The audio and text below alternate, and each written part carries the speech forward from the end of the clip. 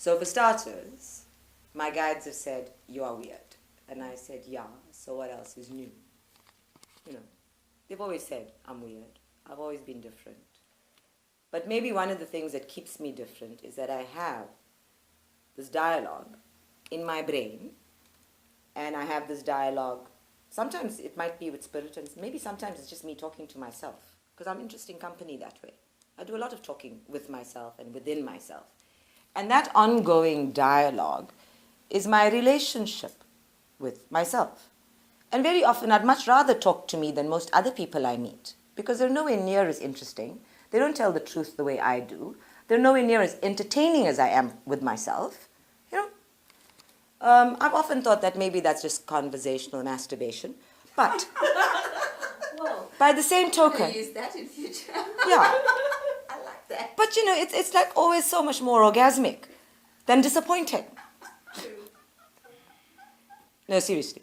In any event, I had this client yesterday, and in the midst of all of this, I mean, she's all of 25, and here I am being 50. And she said, you're like so cool. I said, yes, for other people's children, I'm generally quite cool. For my own children, not so cool. And she said, no, that you're like really cool. How do you know all this stuff? And I said, I don't know all this stuff. I only know the stuff because you need to know it, and it's been given to me to tell you. So this entire internet system, as you know it, like if you need information, you Google it, right? Yeah, well, I go to spirits, I spoogle it. It's that simple. And the angels have always said that the internet is actually a manifestation of spiritual energy available to everybody in every moment. So you should actually be spoogling things before you Google them. And of course, when you spoogle things, there's more information that is personalized to you that is available than if you Google it. Yeah? You get a very slanted, distorted perspective of yourself if you Googled yourself. So this Wi-Fi system that I live with, that encourages me to have a relationship, first and foremost, with myself, keeps me healthy. It keeps me on my toes, and it keeps me fabulously 40 regardless of my age.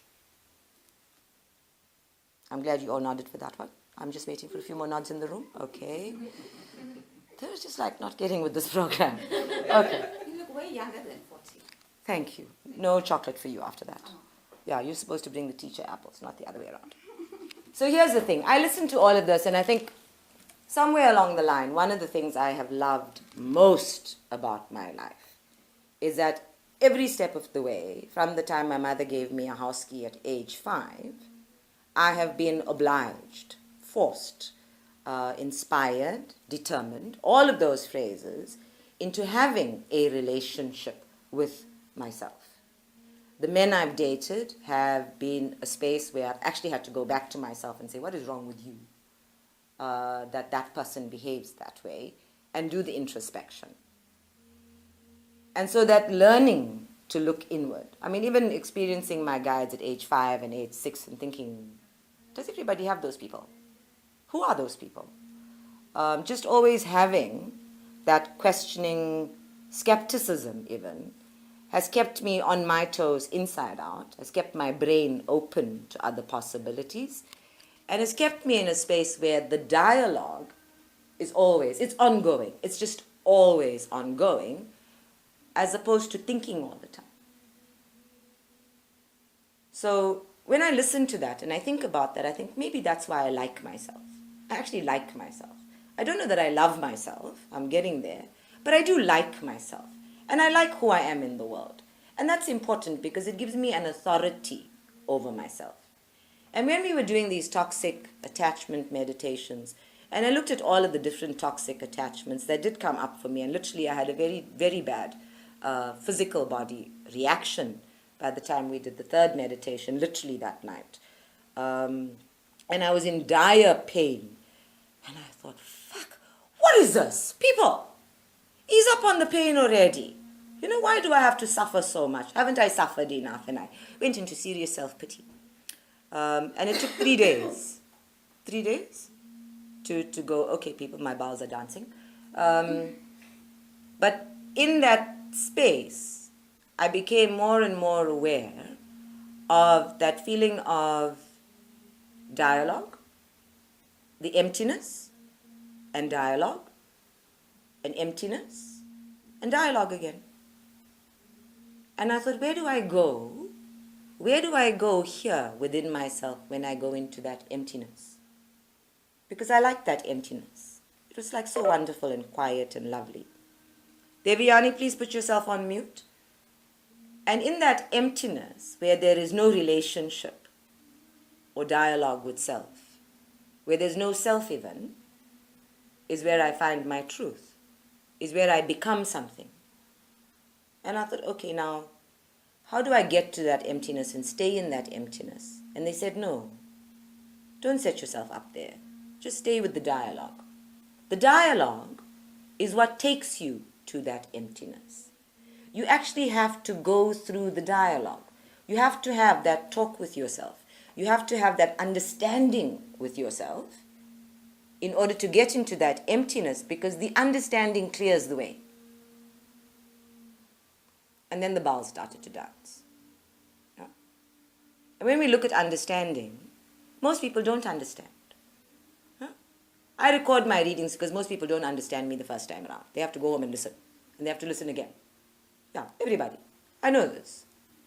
And I know that some of the reason they don't understand, and this is very clear to me after years of doing this, some of the reason most people don't understand me the first time they do a reading with me, or the first time I say those things, is because they're busy thinking in their heads about what I'm saying. And they're not just listening to what I'm saying. Yeah, this is why we record everything in this space, including meditation. The other reason people don't understand what I'm saying the first time I've said it is because they're expecting me to say something else. So their dialogue here is already saying something else, and I'm not saying the same thing, so now they have to grapple with what they've just said and what I'm saying simultaneously.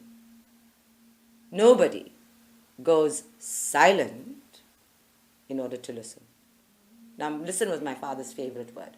He used to say, shut up and listen. Get silent and listen. And he taught me to listen for different instruments in Indian classical music. That's what we did every New Year's. We sat and we listened to the music, and he'd say, listen for the tabla, listen for the violin, listen for this, listen for that, listen for the sitar. And that was what I used to love to listen to the most, because there was a cadence in it that like matched my heart center. And he'd say, feel the music now. So I'd listen to feel, and I'd listen to not think.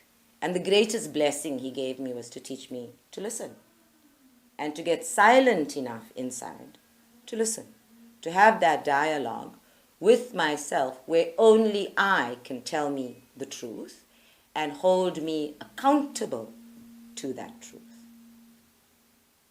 Now, I'm a good teacher. I can teach you everything I know except how to be me, because only I can be me. I can teach you everything I know except how to be you, because only you can determine that. And I cannot teach you your truth.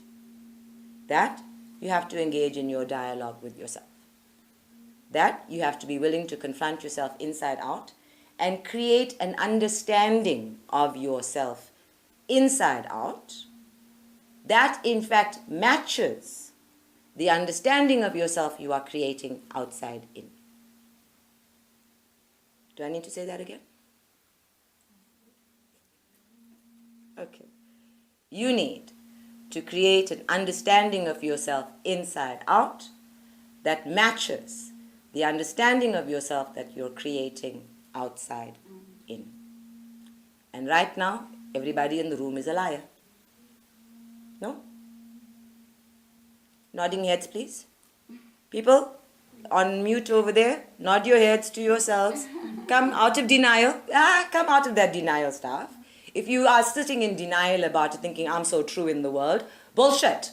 Come out of denial, nod happily. We are all lying everywhere.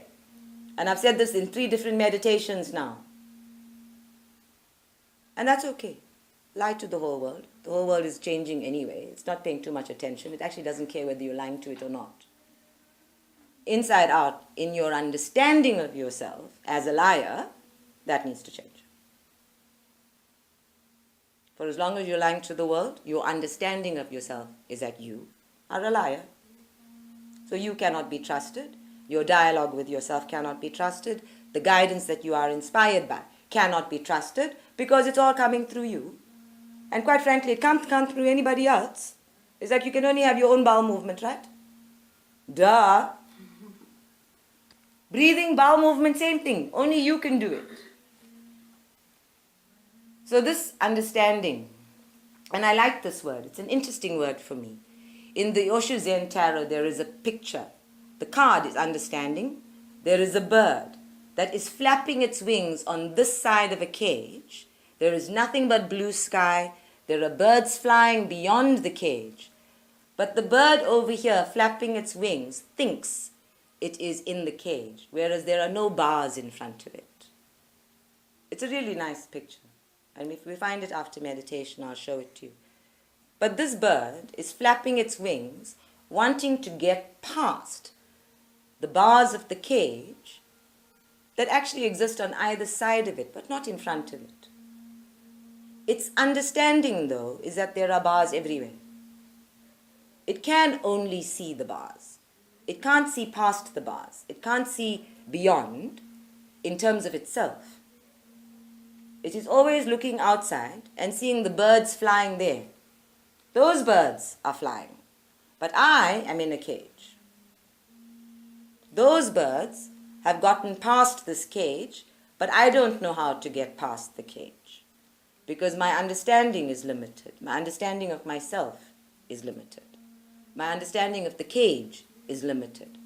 And it is limited not by access to information or the lack thereof. It's not limited by anything, the other birds. It's not limited by the universe. It's not limited by anything other than this innate integrity system within oneself. The understanding that one is creating for oneself.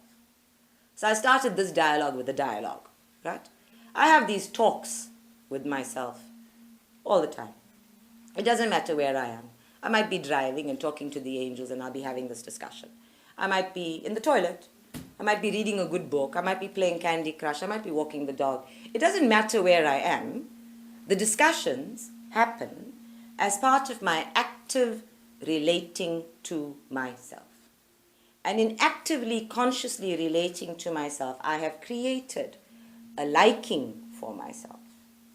And I like myself enough to value myself as the most important or valuable, priceless being in my life. After Paddy. I didn't want to say that. Give me, okay. You're not deleting that part. Okay, can we put it in brackets? All right, we're putting the after Paddy in brackets now. See, we're shifting that as well. And it is an absolutely priceless thing to feel that way. It's got nothing to do with putting myself first. It's got everything to do with knowing that I am valuable enough that my presence makes a difference wherever I am, however I'm being, whatever I'm doing, it makes a difference. It doesn't matter whether it makes a big difference or a small difference. It doesn't matter who it makes a difference to. For me, it is purposeful that I am present. That's enough. Whether you all agree or disagree with me is immaterial. The fact that you're sitting in the room means you agree. Right? Nodding heads, please. What happened to response and reaction? Nodding heads in muted places. And after 13 years of running the center, my biggest issue with humanity is that we have all been raised to think that we are worth less. And eventually that worthless space becomes worthless. Unless somebody outside there is saying, oh, you did this for me, how nice of you, you know? With the implication, mind you, in the tone that anybody else could have done it and that would have been just as nice, we're sitting around feeling worthless. And I wondered how it is I got past that. Because I know I felt worthless at some point, a lot of times. I think especially in my relationship with Japi, I went through horrendous moments of insecurity and worthlessness. And then he upped and married somebody else and said, oh my God, you're totally worthless. And I thought, fuck this shit, let's shift it. And I did. And literally it's taken me how many years? 4? Yeah? 4 years. 4 years of inner dialoguing. 4 years of talking to myself and arguing with myself and debating with myself and challenging myself and being ruthlessly, confrontationally honest with myself in order to say I am priceless and I like myself and I don't give a shit who agrees or disagrees. Now, of course, I don't have to be so harsh about it or like so aggressive about it. I can be nice about it, right? I can say I like myself and I don't care who agrees or disagrees. Did you believe me the second time? Of course not. Of course not. Because this statement of I like myself must come with an authority over myself. And when we ask what is mastery of self, we're talking about that. I have an authority over myself that is independent, meaning not dependent or attached to anything or anyone else.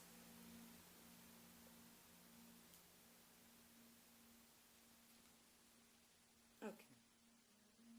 How does that feel in your solar plexus? Yeah. So today, when Indres came in for healing, and there was this lovely man, he's a lovely person really, I like Indres. He's a typical Gemini as well. With his connection only to his crown chakra, literally, his energy body is flying there, and he is lying here, very unstable in his physical body, medicated, etc. And I had to realign that. It reminded me of that moment when Charmaine said, I need to tell you something. Japi got married and it felt like somebody had kicked me in the solar plexus and my soul literally disaligned from my body. I got disconnected from myself and I was beside myself. And it took me a long time through anger and all sorts of things, even the feeling of being humiliated, to get realigned and to get into my relationship with myself so fully that nobody was going to ever get between me and myself again. Of course, I hadn't counted on Paddy because she was like already there in the center of me. Right? And I'm always feeling blessed by that. But in that moment of getting disaligned and having to get realigned, having to just come back and say, where am I? You know? How do I reconnect with myself? How do I get so inside of myself again that nothing is ever going to dislodge that? That was hard work. And you all know exactly what I'm talking about because we are all of us old enough in this room. We're not 25. We're all old enough in this room to have had the kind of experience. And if you haven't, then you're not awake. Let's be very clear about this. If you have not by age 30 or 35 had the kind of experience that kicks ass so hard that you have to come back and say, where am I? How do I get back inside of myself and pay attention to who I'm being and doing right now? Then you've been asleep all this time and you're wasting oxygen. Real enough for you? Okay. The older you get, the more experiences like that you've had. But by age 36, in terms of ages and stages of the soul, and coming into your whole soul at 40, you must have had this awakening, realigning experience. And everybody connected, except maybe for Farah, who's always like the baby of the group, and Anis, who's like the other baby of the group. We're all sort of over that age. Oh, okay, shake your head at me as well. You too, another baby of the group. Oh, there are too many babies in the group. But the fact is that everybody's had these experiences, right? Somebody dies, somebody leaves, your heart gets broken, you lose your job, whatever it is. There's this moment in which you have to realign with yourself. And the thing that realigns you with yourself is your understanding. Understanding that the cage doesn't exist. Understanding of yourself as you've already existed prior to this event and what it is you need to take forward past that event. But most people are too busy looking outside at the world to say, what is it that I absolutely know or understand about myself? And this became very apparent to me when Paddy was sick and I had recorded the meditation and I went out. I left a pre-recorded meditation for everybody to do. And what is the essence of my love? Yeah? Remember this pre-recorded meditation? And it was difficult to hear, etc. But when I asked everybody about it, everybody complained about the technical qualities of it. But nobody came to me and said, I found this essence of my soul. The only person who said I struggled with was you, Lou. Yeah. Lou was the only person who said, I struggled with that meditation, not with the technical qualities, but because of the question that it asked, about that space inside of me that it needed me to go to. And when Paddy was dying, I found the most amazing essence of love within myself. And it wasn't about belonging, and it wasn't about grace. It wasn't about even love as we understand it in the universe. It was about this honest, open, pure connectedness. And now when she pitches up and my nose twitches, I go, okay, the nose knows. This nose knows that you're there. And that connectedness, the essence of it, is so pure that I can't even find words for it. To feel so blessed by it. And now, it doesn't matter how I love anything or everybody else. It just doesn't matter. Because I know that that essence is who I am. That it is there. That as I turn up the light on it, it becomes clearer and clearer.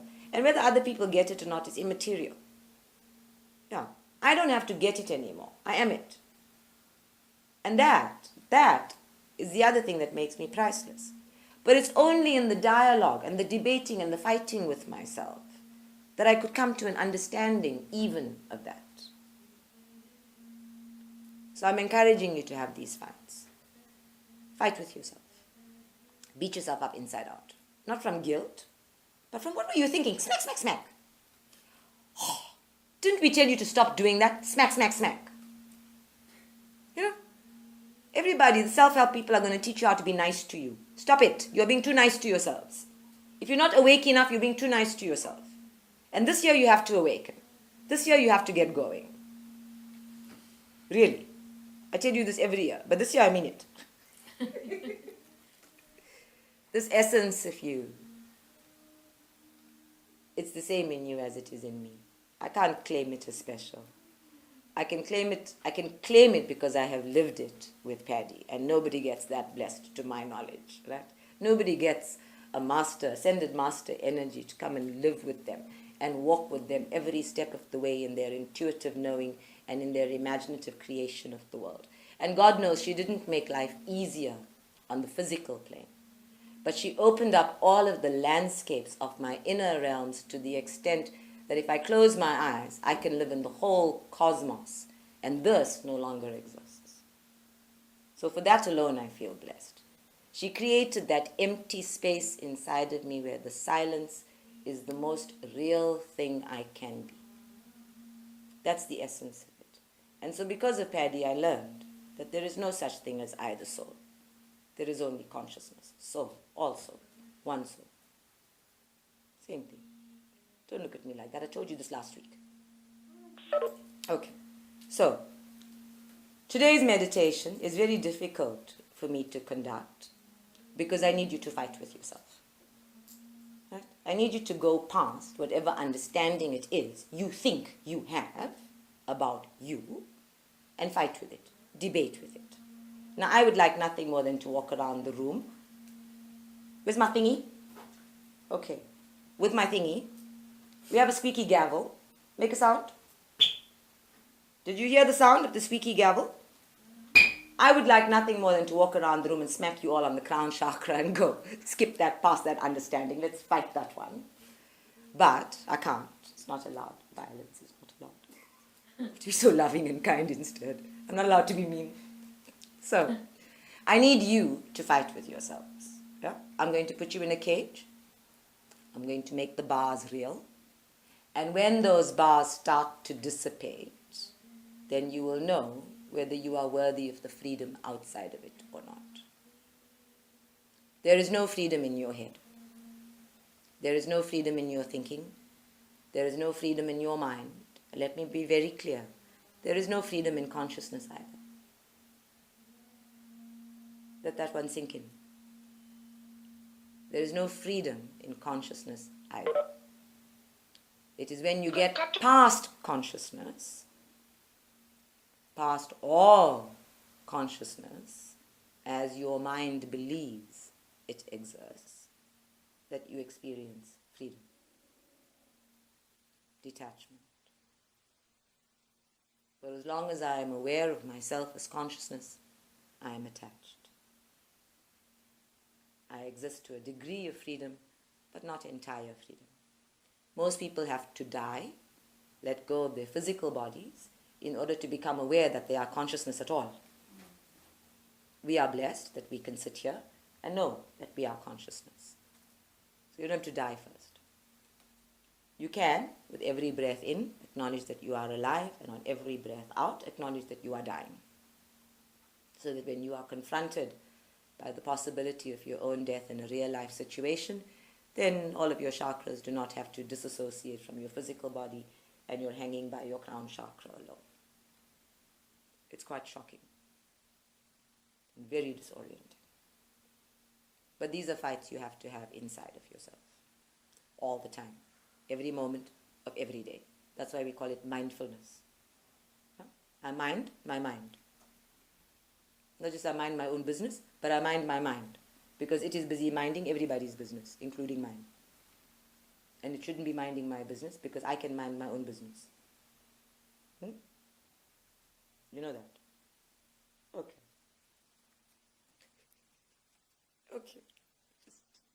I forgot about that part. All right. Here's the thing about birds flying free on the other side of the cage. It's very pretty. Makes a pretty picture, right? Birds flying free. But you know that birds can't fly forever. They'll fall out the sky. They have to come back to nest, to get grounded, to be in communion with the earth. Thankfully, as energy, we are not restricted in that way. As astral beings, as energy beings, as even consciousness or soul beings, we travel out of our bodies endlessly while our bodies are asleep and at rest, and we go places and we do things, and we have lovely experiences, and then we come back into our physical bodies where we're supposed to use them. So when you leave your body behind and you experience a level of freedom, it isn't the real thing. It is still consciousness. It's as you rise above that and rise above that and rise above that as energy frequency that you get past consciousness itself. So this is why we say become aware, become au fait, meaning in tune with what frequency you're operating at. Yeah? Are you at Lotus FM, Hindwani, Lotus FM, Radio Zulu, what? You're at East Coast, Radio 2000. Now, not to pick on the radio stations, because we know that the quality of the discussion doesn't get any better from 84.5 to like 2005, right? It's just all talk. But each frequency means you have to turn up the dial. You know this metaphor. Yeah. Inside, yeah, in your discussions with yourself, you are responsible for turning up the dial. I can't do that. I can press your buttons. You turn up the dial. I can go you FM or AM. You turn up the dial. You make the fight bigger or smaller. You decide what kind of spiritual warrior you want to be. And we are at a stage of consciousness development where you have to be a spiritual warrior inside out for yourself. This lapsing into old habits is not working anymore. This saying, I am a spiritual being, I go to meditation at Yabba Dabba Do once a week, therefore I am spiritual. It's not working anymore. It's just not working anymore. Give it up. That game is done. Then you must come here and we must play Monopoly or Scrabble or something like that. I'll still win. We'll win. It's called cheating. Oh, it's called teaching. Okay. It's called teaching. So this spiritual warriorship that comes through is what I've been describing for you in terms of the inner dialogue, the inner fighting, the inner confrontation, the creating of an understanding of myself that says, I like who I am. And I don't even have to go into the next part that says, I don't give a shit what you think, because that's so not necessary. I just say it for your benefit, so you use it in your head for other people. Yeah. I don't have to be defensive about it. I just like myself. And then I can smile at you. I eat all my chocolate myself. I like myself. See? And I can do those things. And of course, the best part about liking yourself is that you then give yourself permission to do all sorts of things that other people won't give you permission to do. And you go, I like myself, I can do that. It doesn't matter what other people think, I can do that. And if they don't like it, that's okay, I can still do that because I like myself. And if I don't like doing it the first time, then I'll try something else next time. And if I like it, I'll do it again. I'll do it better. I'll do it more. Yeah. Exactly. And there's no judgment of what it is you're doing. Because I like myself says I'm not sitting and judging myself every step of the way. I'm not sitting here making myself less in other people's eyes and in my own every step of the way. Yeah, now I'm getting nods. Now I'm getting nods because now you understand what I like myself means. We've defined it, right? Yeah, so my ass is big. Who cares? I'll wear those tight pants. My pants. My money bought it. Yeah, whose ass is it? Mine. Who cares? I like myself says I don't even notice that other people are noticing. Now there was this lovely thing on Facebook recently, and you know if it's on Facebook it must be true, about how somebody walks into a room and becomes conscious of whether other people notice them walking. You know? And then there's somebody else walks into the room and isn't even aware of all the other people in the room. And I know about that shit. I know about walking into a room and like standing quietly and thinking, who's seen me? You know, is my bra strap showing? Is my hem straight? You know, tuck my hair behind my ears. Let Fatima drape me with something so she can hide my cleavage. You know, that sort of thing. Yeah. Now I can walk into a room and I don't care what I'm wearing. I don't care whatever because the space I'm standing in has authority in and of itself. That's my space. You get into it, you're in my space. You stay out of it, you're in your space. It's that simple. In my space, I am the master. In your space, you are the master. If you're not up to being the master, that's your problem. And there is no need for me to assume mastery of your space because I am very busy being master of my space. Yeah. When you are very busy assuming mastery of somebody else's space, you are no longer master of your own. Get that one right. Then you are very busy liking somebody else and not yourself. You can't have that person's bowel movements. It's that simple.